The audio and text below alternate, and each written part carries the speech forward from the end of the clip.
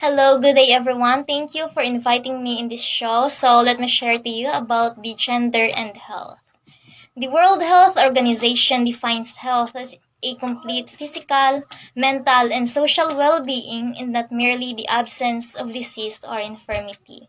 So, women and men vary in relation to the physical space they occupy, the tasks and activities they perform, and people whom they interact with.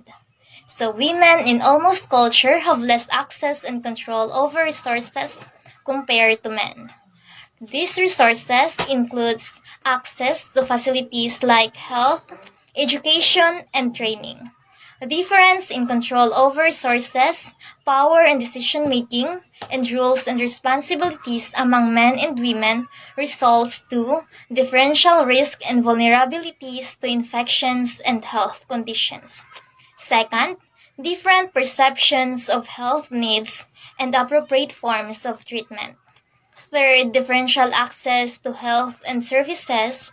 Fourth, different consequences or outcomes from disease.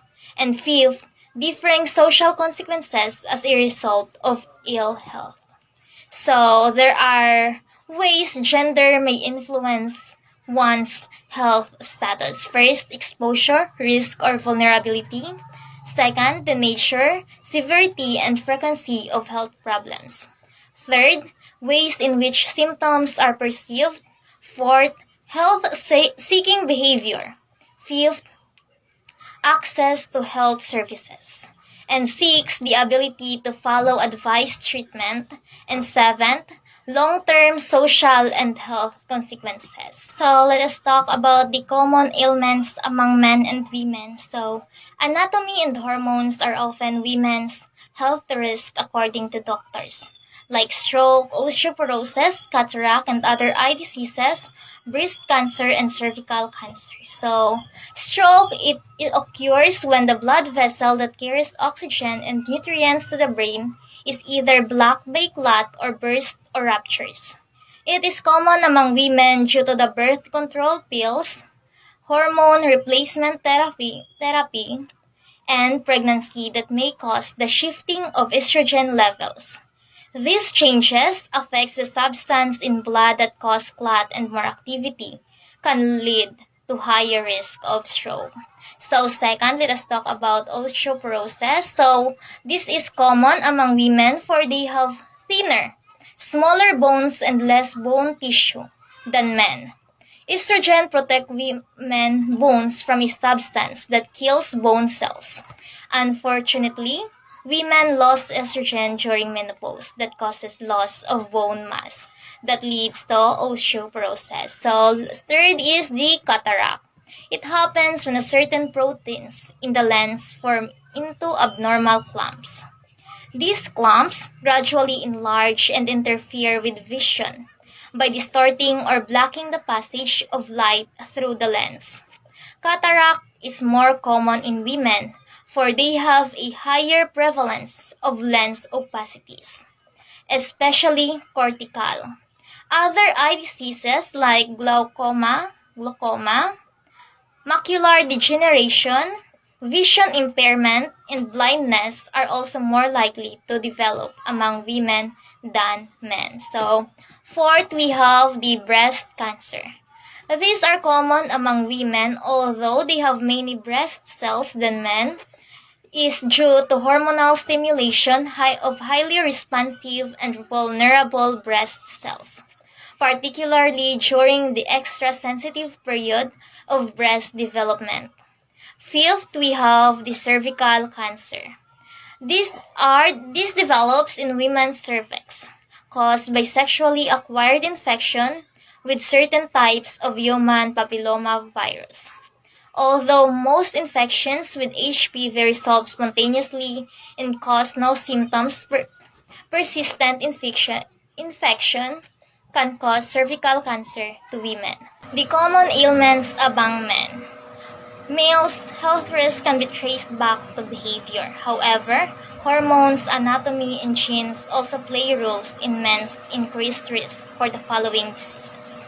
First, we have the cardiovascular diseases.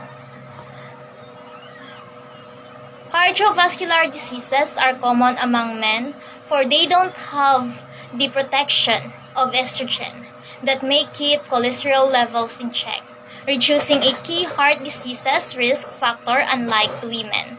Also, most men always put weight on around the middle that known as visceral type of body fat. That is a heart disease risk factor.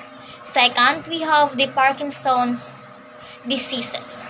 Due to men's lack of estrogen, which protects neurological function by activating certain proteins or interacting with molecules called free radicals, leaves men with less protection. Third, we have the diabetes. Men with type 2 diabetes are twice as likely to have low testosterone than men with no diabetes. Low testosterone can cause decreased sex drive, depression, lack of energy, and reduced muscle mass among men. It can also cause male-specific sexual problems and urological problems. Erectile dysfunction at earlier ages are what diabetic men symptoms or experience, where they have inability to get or maintain an erection. Fourth, we have the prostate cancer. Researchers do not know what exactly caused prostate cancer. At basic level, it was caused by changes in DNA of a normal prostate cell. DNA is a chemical in our cells that makes up our genes, which control how our cells function. Some genes control when our cells grow, divided into new cells and die. So we have these oncogenes and the tumor suppressor genes. Oncogenes is a certain genes that help cells grow, divide into new cells, and stay alive. While the tumor suppressor genes are the genes that normally keep cell growth under control, repair mistakes in DNA, or cause cells to die at the right time. Cancer can be caused by DNA mutation or other types of changes that keep oncogenes turned on or that turn off tumor suppressor genes. These changes in genes can lead to cell growing out of control. DNA changes can either be inherited from a parent or can be acquired during a person's lifetime. So here are the pictures of common ailments among men. We have the cardiovascular disease, the Parkinson's disease, the prostate cancer, and the diabetes. So, mental health is a state of someone who is functional at a satisfactory level of emotional and behavioral adjustment. So, positive mental health allows people to, first, make meaningful contributions to their communities. Second, cope with the stresses of life. Third, work productively. Fourth, realize their full potential. And here are the ways to maintain positive mental health. We have by getting professional help if you need it. Second, connecting with others. Third, staying positive. Fourth, getting physically active, helping others, getting enough sleep, and developing coping skills. So, you may wondering how gender is linked to mental health. So, gender is a critical determinant of mental health and mental illness. The morbidity associated with mental illness has received substantially more attention than the gender-specific determinants and mechanisms that promote and protect mental health and foster resilience to stress and adversity. It determines the differential power and control men and women have over the socio-economic determinants of their mental health and lives, their social position, status, and treatment in society, in their susceptibility and exposure to specific mental health risks. So, we are going to tackle about the reproductive health. It is a state of complete physical, mental, and social well-being and not merely the absence of disease or infirmity in all matters related to the reproductive system and to its functions and processes. So, it is according to the International Conference on Population and Development, Cairo, Egypt, 1994. So, reproductive health implies that people are able to have satisfying and safe sex life, have the capability to reproduce, have freedom to decide if, when, and how often to do so. Here are the United Nations suggestions and solutions on how to improve women's health. First, end preventable maternal mortality and morbidity. Second, ensure comprehensive sexuality education.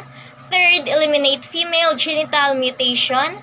Fourth, end violence against women. Fifth, stop child marriage. Sixth, ensure contraceptive choice. And seven, end virginity testing. That's all. Thank you.